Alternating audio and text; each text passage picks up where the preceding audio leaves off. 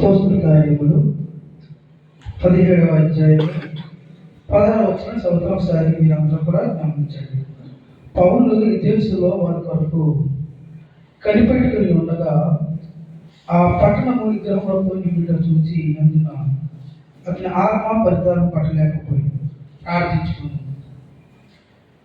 పరిశుద్ధుడా, మహోన్నతుడా, ఈ పరిశుద్ధ నామానికి వందనాలు, స్తుతులు, స్తోత్రాలు చెల్లించుకుంటున్నాము. గొప్ప తండ్రి, గడిచిన 2024 సంవత్సరం మాసమంతి ప్రభు నీ ప్రేమలో, నీ కృపలో, నీ బలిష్టమైన యొక్క నీరులో మమ్మల్ని అందరినీ కాచి దాచి కాపాడి సంరక్షించి పోషించి మా జీవితాల్లో ప్రభు మరొక నూతన 2025 సంవత్సరాన్ని అనుగ్రహించబడిన బట్టి మీకు వందనాలు తండ్రి. సంవత్సరం చూడలేక, సమయం చూడలేక ఎంతో మంది కాలగర్భంలో కలిసిపోయి ఉన్నారు.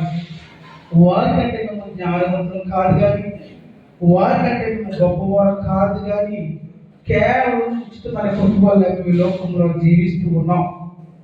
పరిశుద్ధుడా, ఈ పరిశుద్ధ నామానికి మరొకసారి వందనాలు తెలియజేస్తూ ఉన్నాను. ఇదిగో అల్పుడను అయిపోయినటువంటి దాన్ని మీరు జ్ఞాపకం చేసుకోనండి. నీ వాక్యాన్ని విత్తుస్తుండగా ప్రభునైనా నీరు ఎత్తి పలికి దయచేయమని, వినగలిగే చెవులు గ్రహించే మనసు మాకందరికి దయచేయమని ప్రభువును రక్షకుడైన యేసుక్రీస్తు నామములో మిక్కిలితో ప్రార్థించి వేడుకుంటున్నాము తండ్రి, ఆమేన్. ముందుగా ఈ అవకాశం కలిగేటువంటి తెలియక దేవుని నామానికి నా ప్రత్యేకమైన వందనాలు తెలియజేస్తూ ఉన్నాను. అలాగే క్రైస్తవ దైవజ్ఞాన కళాశాల వారి దగ్గర కూడా నా ప్రత్యేకమైన వందనాలు తెలియజేస్తూ ఉన్నాను. అలాగే ఈవినింగ్ మర్చిపోయి ఇన్ఛార్జ్ ఉన్నటువంటి శ్రీనివాస గారికి, తిలక్ గారికి కూడా నా ప్రత్యేకమైన వందనాలు తెలియజేస్తూ ఉన్నాను. అలాగే కూడి వచ్చిన మీ అందరికీ కూడా నా ప్రత్యేకమైన వందనాలు తెలియజేస్తూ ఉన్నాను. చదవబడిన లేఖన భాగాలు ఒకసారి మనం గమనించినట్లయితే, పౌలు గారు ఎథెన్సీ పట్టణం కొరకు కనిపెట్టుకుని ఉన్నారు. ఎథెన్సీ పట్టణం కొరకు ఎందుకు కనిపెట్టుకుని ఉన్నారంటే, ఎథెన్సీ పట్టణం దేనికి నిలయం అంటే విగ్రహాలకి నిలయం. అలాగే ఎథెన్సీ పట్టణం దేనికి నిలయం అంటే గ్రీక్ ఫిలాసఫర్కి నిలయం. గ్రీక్ ఫిలాసఫర్ అంటే ప్రపంచ దేశాల్లో జ్ఞానవంతులు ద గ్రేట్ అలెగ్జాండర్ గ్రీక్ని స్థాపించారండి. చెప్పాలా? ద గ్రేట్ అలెగ్జాండర్ ఈ పట్టణం నుంచి ఆయన స్థాపించబడ్డారు. అలాగే ఎథెన్స్ పట్టణంలో మొట్టమొదటి యూనివర్సిటీ ఎక్కడుందంటే, ఎక్కడుందంట? ఎథెన్స్ పట్టణంలో మొట్టమొదటి చెప్పాలా యూనివర్సిటీ స్థాపించబడింది. మన యూనివర్సిటీ ఏంటంటే, మన యూనివర్సిటీ ఏది? శ్రీరాంపూర్ యూనివర్సిటీ. ఎప్పుడైతే శ్రీరాంపూర్ యూనివర్సిటీ మనకి అట్లాగే మొట్టమొదటి యూనివర్సిటీ దగ్గర ఎథెన్స్ పట్టణంలో స్థాపించబడింది. అలాగే ఎథెన్స్ పట్టణంలో ఇంకొకటి ఉంటుంది. ఏంటంటే మన తిన్నది ఒలింపిక్స్ స్టార్ట్ అయింది. ఏంటది? ఒలింపిక్స్ అక్కడి నుంచి స్థాపించబడిందంట. అక్కడ బలపు అనే దేవత ఉంటుందంట. ఎక్కడ పెద్ద కొండల దాకా దేవత ఉంటుందంట. వారందరూ కూడా ఏమని ఆశిస్తారంటే, ఈ దేవత ఈ భారం అంతా మోస్తూ ఉన్నది. ఏంటంట? ఈ బలపు అనే దేవత ఈ భారం అంతా మోస్తుంది కాబట్టి అని చెప్పేసి ఒలింపిక్స్ తీసుకొచ్చారట. ఎవరు? జ్ఞానులు, ఫిలాసఫర్స్, తత్వవేత్తలు, వీరందరూ కూడా తీసుకొచ్చారట. ఎథెన్స్ పట్టణంలో పౌలు గారు ఒక్కసారి ఆయన 2వ ప్రయాణంలో ఎథెన్స్ పట్టణం వెళ్తున్నకి అక్కడ ఎంతమంది జనాభా ఉన్నారట? 8,000 మంది జనాభా ఉన్నారట. ఎంతమంది? 8,000 మంది జనాభా ఉన్నారట. మరి విగ్రహాలు ఉన్నాయట 32,000 విగ్రహాలు ఉన్నాయట. ఎన్ని? 35,000. 32,000 విగ్రహాలు ఉన్నాయి. అంటే మనిషికి ఉన్నట్టు లెక్క, నాకు లెక్కలో అమ్మా మనిషికి 4 విగ్రహాలు ఉన్నాయంట. అయితే జనాభా ఎక్కువ, విగ్రహాలు ఎక్కువ. అయితే పౌలు గారు ఎలాగైనా సరే ఈ ఎథెన్సు పట్టణంలో నా క్రీస్తుని ప్రకటించాలి. ఏంటట? ఎలాగైనా సరే ఈ ఎథెన్సు పట్టణంలో నా క్రీస్తుని వీరికి పరిచయం చేయాలనుకున్నాడట. ఎథెన్సు పట్టణంలో సువార్త పరిచయం ఆసమసి కాదు. కనీసం మినిమం ఈ యొక్క వాక్యం చెప్పాలంటే మినిమం 2 hours పడుతుంది. కానీ దేవుడి జ్ఞానంతో మీకు ఏదో కొద్దిగా అరగకుండా బోధించాలి కాబట్టి నేను అలా పైకి పోతున్నాను ఎవరిని చెప్పకుండా. అయితే పౌలు గారు అటు చూశారు. ఎక్కువ జనం ఎక్కడ తిరుగుతారండి? ఎక్కడ తిరుగుతారు? సంత వీధిలో తిరుగుతారు. రాయబడుతుంది కదమ్మా, సంత వీధిలో ఎక్కువ జనం గుమ్ముకుంటారు. కాబట్టి పౌలు గారు వాళ్ళ దగ్గరికి వెళ్ళి సువార్త ప్రకటిస్తూ ఉన్నారట. ఏం చేస్తూ ఉన్నారట? సువార్త ప్రకటిస్తూ ఉన్నారట. అయితే ఎప్పుడైతే సువార్త ప్రకటిస్తూ ఉన్నారో ఈ జ్ఞానం ఫిలాసఫర్ చూసి ఈ ఎవడో కొత్త వాడు వచ్చి అన్ని దేవతలు పనిస్తుందని చెప్పేసి ఆ వచ్చిన కింద వస్తున్నా రాయబడి. అయితే వాళ్ళు ఏమన్నారు తెలుసా? ఆ ఫిలాసఫర్, అయ్యా బాబు, నువ్వు ఎవరో తెలీదు, నువ్వు ఏ దేవుడిని నువ్వు ప్రకటిస్తున్నావో తెలీదు, నువ్వు ఎందుకు వచ్చావో తెలీదు, నీ పేరు తెలియదు, నీ ఊరు తెలీదు, నువ్వు ఎక్కడ పడితే అక్కడ సువార్త చెప్పడానికి ఇక్కడ వీలేదు. మరి ఎక్కడ చెప్పాలి సువార్త? మాకంటూ ఒక సభ ఉన్నది. ఏంటో సభ? అరియోపగు సభ. అరియోపగు సభ ఉన్నది. ఏదైనా ఆ దేశంలో, ఆ ప్రాంతంలో, ఆ పట్టణంలో సువార్త కానీ కొత్త విషయాలు కానీ ఎవరైనా ప్రకటిస్తే ఆ ఎథెన్సు పట్టణంలో ప్రకటించబడినటువంటి ఆ అరియోపగు సభలో ముందుగా 4 వర్గాల ప్రజలు ఉంటారు. ఆ 4 వర్గాల ప్రజల మధ్యలో నువ్వు సువార్త చెప్పి వారిని మెప్పించి నువ్వు సువార్త చెప్పాలని చెప్పేసి పౌలు సవాల్ ఇస్తారు. మళ్ళీ ఒక కండిషన్, నువ్వు ఒకవేళ కానీ సువార్త కానీ ఆ 4 వర్గాల ప్రజల్లో ఎవరికైనా బాధ కానీ ఇబ్బంది కానీ వారి మనోభావాలను దెబ్బతీస్తే ఏమైపోతుంది? ఒక గదిలోంచి ఒక విషం వస్తుంది, ఒక గ్లాసు విషం. ఏంటి ఆ విషం? తేలు ద్రాక్షరసం కలిపినటువంటి ద్రాక్షరసం వస్తుందట. వెంటనే ఎప్పుడైతే ఈ 4 వర్గాల ప్రజల మనోభావం దెబ్బతింటాయో ఆ రసాన్ని ఇస్తారట. వెంటనే రసం తాగి చనిపోవాలట.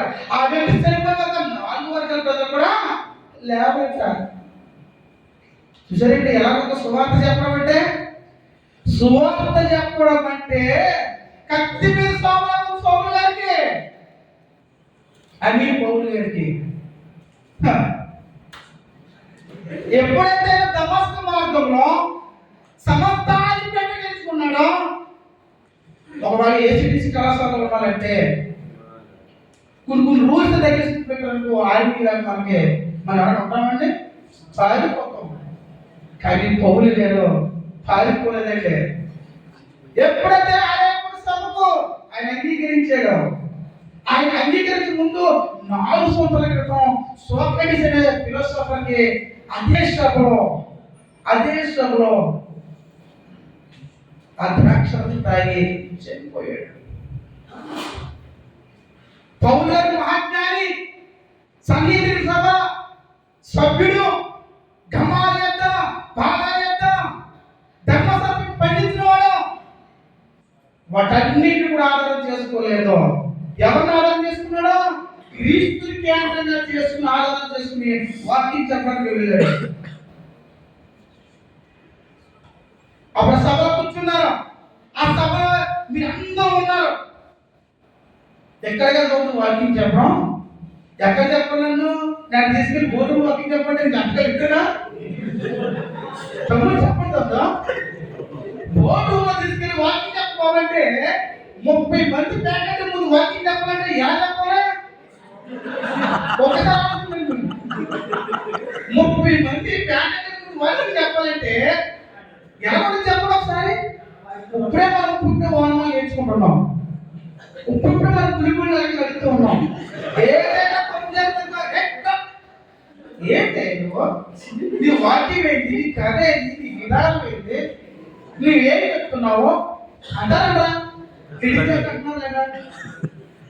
ఏదైతే సన్నిధి సభ ఎలాగైతుందో అహోబేలు సభ కూడా అంతే విధంగా ఉంటుందంట. పౌలు గారికి కత్తిరిస్తాము, ఒక పక్క సువార్త, ఒక పక్క ప్రాణమా. ఏం చేయాలి? ప్రాణం కాపాడుకోవా, సువార్త చెప్పాలా? దేవుడు ఒక ఏజెన్సీ పట్టణానికి వెళ్ళమన్నాడు. ఏజెన్సీ పట్టణంలో విగ్రహాలతో నిండిపోయినది. సుమారుగా 32,000 విగ్రహాలు ఉండిపోయాయి. ఆ 32,000 విగ్రహాలలో ఒకే విగ్రహం ఉంది. ఆ విగ్రహం పేరేంట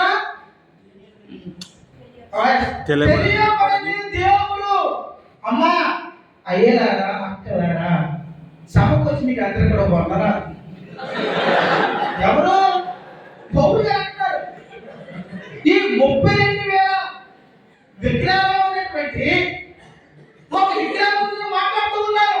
నేను కొత్త విషయం చెప్పట్లేదు, కొత్త జ్ఞాన విషయం చెప్పట్లేదు, నేను కొత్తగా నేను పరిచయం చేయగలదు. మీ మధ్య ఉన్న విగ్రహాల గురించి నేను ప్రకటిస్తూ ఉన్నాను అనగానే వారందరూ ఆశ్చర్యంగా చూస్తూ ఉన్నారంట.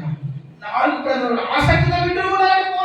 ఇంకా ఏం చెప్తారు, ఇంకా ఏం చెప్తారు, ఇంకా ఏం చెప్తారని వారందరూ కూడా తన వైపు లాగా ఉన్నాడు పౌలు గారు. మళ్ళీ ఏమన్నా తెచ్చట, మీకు అతి దేవభక్తి ఉన్నది. ఏంటంట? అతి దేవత భక్తి ఉన్నది మీకు. మీకు మామూలు భక్తి కాదని చెప్పి వాళ్ళు ఏం చేస్తున్నాడు? వాళ్ళని పొగుడుతూ ఉన్నాడు, వాళ్ళు పొగుడుతూ ఉన్నాడు. వాళ్ళ భక్తులు తెచ్చబడట్లేదు. అది మీరు సుమారు చెప్పాలంటే విగ్రహం నమ్మద్దు, విగ్రహం మంచిది కాదు, విగ్రహం ఉంటుంది, ఆ దేవుడు అందరూ లేడు, మా దేవుడు మంచి దేవుడు అని చెప్పేసి మనం చెప్తాం. కానీ పౌలు ఏమంటాడట, ఏ విగ్రహాన్ని కూడా ఆడకుండా, ఆ 32,000 విగ్రహం కూడా ఏ విగ్రహం ఆడకుండా ఆరులో ఉన్నటువంటి విగ్రహాన్ని ఆధారం చేసుకుని దేవుని యొక్క సువార్తను ప్రకటిస్తూ ఉన్నాడు. వారందరూ కూడా ఆసక్తి చూస్తూ ఉన్నారు. ఇంకా ఏం చెప్తాడు, ఇంకా ఏం చెప్తాడు, ఇంకా ఏం చెప్తాడు. వారందరూ కూడా క్వశ్చన్ చేశారంట, అయ్యా మరి 32 విగ్రహాలను కట్టుకున్నాం కదా, మరి విగ్రహాన్ని కూలిపోవాలా, కూల్చేయాలా అని అడిగారట. పౌలు గారు అన్నాడట, దేవుడు విగ్రహాల్లో ఉండడు, దేవుడు ఎక్కడ ఉంటాడట? నీ హృదయంలో ఉంటాడు, నీ కుడి పక్కన ఉంటాడు. సొలొమోను మహారాజు గొప్ప మందిరం కట్టాడండి. దేవుడు ఏమన్నాడైనా, ఆకాశం మహాకాశం పట్టణాలని స్థలమైనటువంటి స్థలం ఉంది. ఆకాశం నా పాద, నా పాద పీఠ భూమి. ఆయన చిన్న కూడా మీరు పట్టించగలుగుతారా? దేవుడు మానవ హృదయంలో తన గుడారం చేసుకున్నాడు. దేవుడు మానవ హృదయంలో రావాలని ఆశపడుతూ ఉన్నాడు. ఇంకా ఈ గుడి చుట్టూ తిరుగుతూ ఉన్నారు. హృదయాన్ని దేవుడు అర్పించండి. ఎందుకు ఈ 32,000 విగ్రహాలు ఎందుకు వచ్చినాయి? 4 రోజుల నుంచి సోషల్ మీడియా ఒక విషయం ట్రెండ్ అవుతుంది, ట్రోల్ అవుతుంది. ఏంటంటే కాలిఫోర్నియా. ఎందుకు అలా అవుతుంది? దేవుడికి వ్యతిరేకంగా పాపం చేసి ఉన్నారు. ఆ ఎదురు పాపంలో కూడా ఆ ప్రజలందరూ కూడా దేవుడి పాపం చేసి దేవుడి వైపు కోల్పోతూ ఒక ప్లేన్ వాళ్ళు వచ్చిందంట. ప్లేన్ వాళ్ళు చనిపోతూ ఉన్నారంట. 30,000 రూపాయలు పెట్టారు. చొప్పునైనా 31,000 విగ్రహం కట్టారు. జబ్బునైనా ఇంకొక 500 కట్టారు. జబ్బునైనా ఇంకొక 200 కట్టారు. జబ్బునైనా ఇంకొక విగ్రహం కట్టారు. అదే క్రీస్తు విగ్రహము. అప్పుడు తగిలాగిందంట.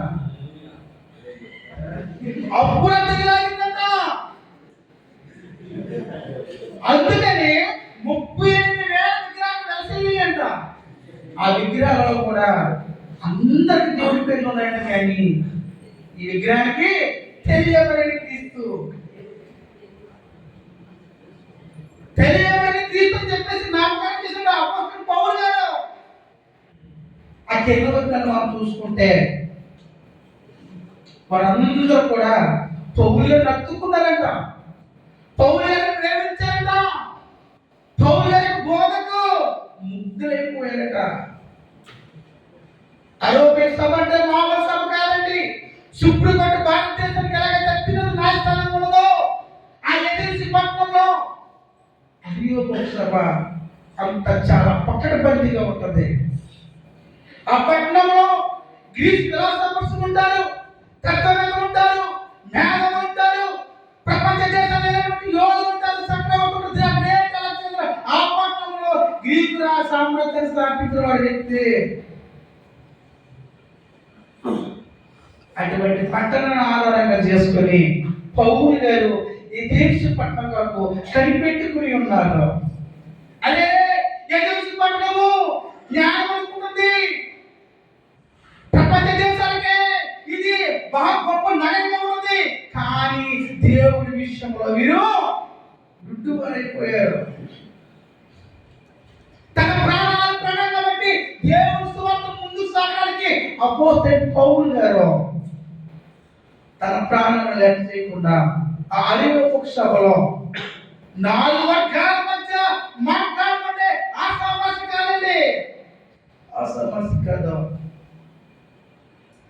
ఎప్పుడైతే ఈ విషయం చెప్పారో వారందరికీ కూడా జ్ఞానం ఏమైపోయారట, మా జ్ఞానం ఎదుటి జ్ఞానము. ఇప్పుడు అజ్ఞానంతో బ్రతకాము. ఈ 32,000 విగ్రహాలు తీసుకుని అజ్ఞానం మేము ఒకే ఒక ఏంటంటే ఒకే ఒక విగ్రహాన్ని ఆధారం చేసుకుని నువ్వు సువార్త ప్రకటించేవే జ్ఞానమే అని చెప్పేసి వారందరూ తప్పట్లు కొట్టి వారిని కౌగిలించుకుని స్వార్థ అంగీకరించి అనేక మంది క్రీస్తు పరిచయాలుగా తయారు చేయడానికి ముందుకు సాగిపోయారు. ప్రభునందు ప్రియ దేవుని సంగమా, మరి వాక్యానికి సిద్ధపడుతున్న నువ్వు నేను కూడా, దేవుని పరిచయం చేయడానికి సిద్ధపడి నువ్వు నేను కూడా వేటి కొరకు కనిపెట్టుకుని ఉంటున్నావు. పౌలు గారేమో ఎథెన్స్ పట్టణం కొరకు కనిపెట్టుకుని ఉన్నారు. పౌలు గారు ఎథెన్స్ పట్టణం కనిపెట్టుకోవడం వల్ల ఆయన తెలిసిన లాభం ఏంటండి? చావు. చావు పరిచయం అయిందా కూడా అయినా వెనకడలేదు. ఎథెన్స్ పట్టణం వల్ల అయితే పార్కులు వస్తాయా? ఎథెన్స్ పట్టణం వల్ల అంటే పార్కులు వస్తాయా? ఎథెన్స్ పట్టణం వల్ల ఏమైనా దశభాగాలు వస్తాయా? ఎథెన్స్ పట్టణం వల్ల ఏమైనా ఇంకేమొస్తాయా? భాష సంథింగ్ సంథింగ్ సంథింగ్ ఇవన్నీ వస్తాయా? ఇవన్నీ కూడా కనిపెట్టుకోలేదు. మరి వేటి కూడా కనిపెట్టుకున్నారు పౌలు గారు? ఎథెన్స్ పట్టణంలో వాసులో విగ్రహాల జ్ఞానమైపోయింది. విగ్రహాలు నిండిపోయిన వారి బ్రతుకులు సమస్తము గర్వంతో నిండిపోయిపోతే అని సువార్త ప్రకటించాడు. అందుకే మా పట్టణంలో గత 4 కాలం సువార్త ప్రకటిస్తూ ఉన్నది. ఈ పట్టణం పాడైపోతుంది, ఈ పట్టణం పాడైపోతుంది. ఎందుకంటే క్రీస్తు మీరు జీవితాన్ని చూపించారు.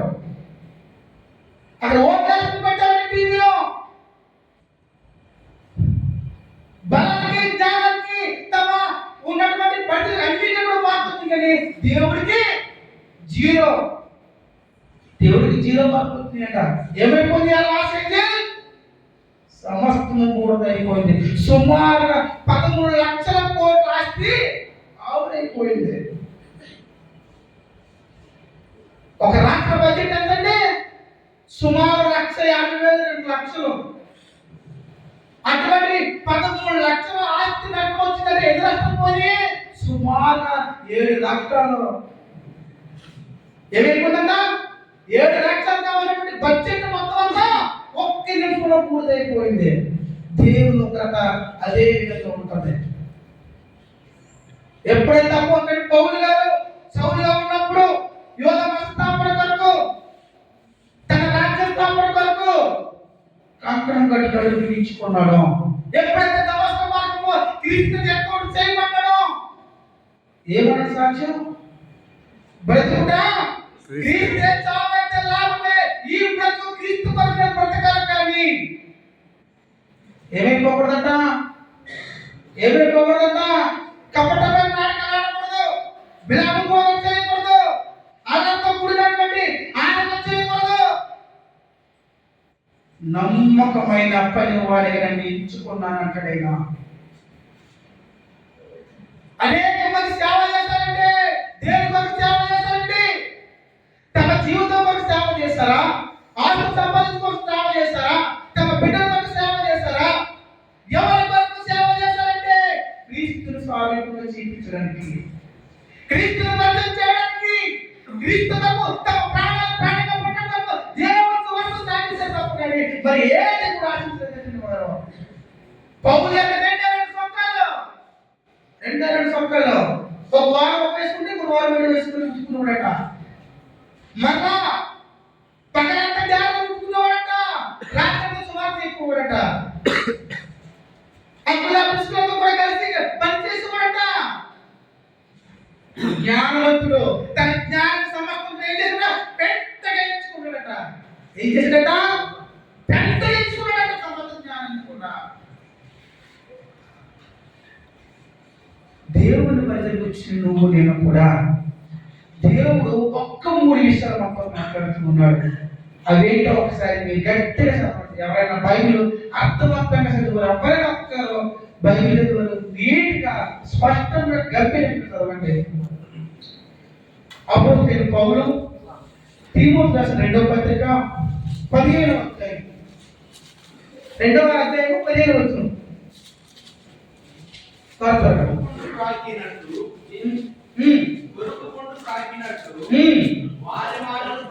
తిమోతికి రాసిన 2వ పత్రిక 15వ అధ్యాయం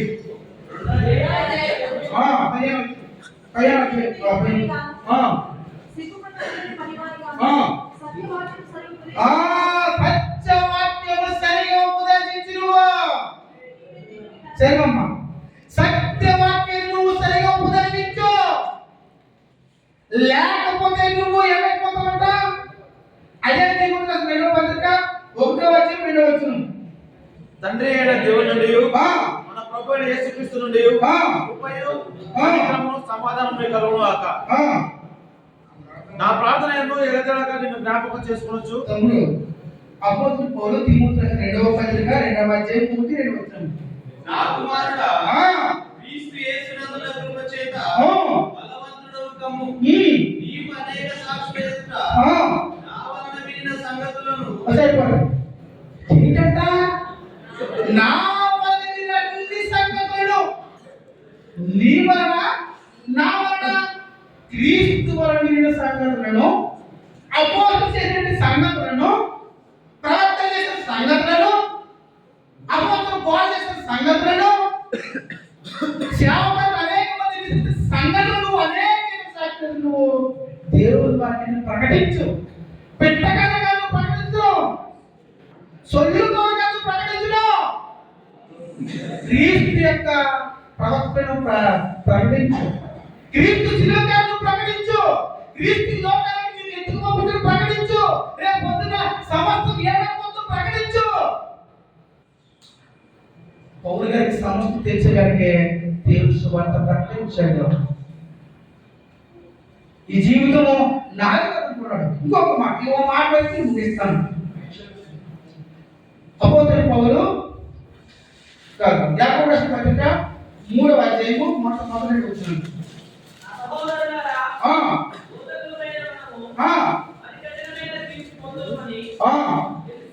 సరిపోతాం. ఏంటట? బాబు, తమ్ముళ్ళు, అక్కలు, అన్నీలు, మీరందరూ కూడా గోడలకు వచ్చారు. మీరు దేవుని సువార్త ప్రకటించడానికి వచ్చారు కాబట్టి మీరందరూ కూడా ఏమైపోతారంట?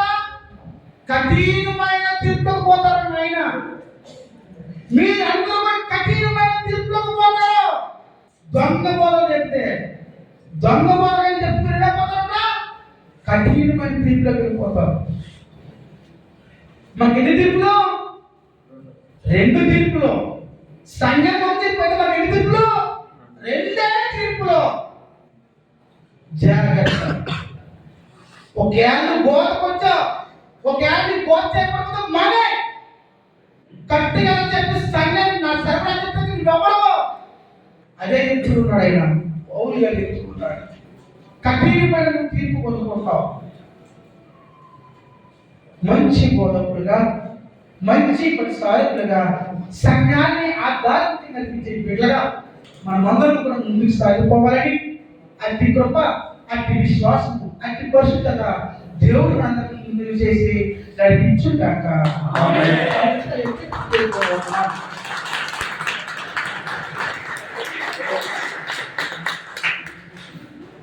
ఇంతవరకు వాక్యాన్ని పంచుకున్నటువంటి నలభోకి ప్రత్యేకమైన తెలియపరుస్తూ ఉన్నాం. మరొకసారి వారికి చప్పట్లతో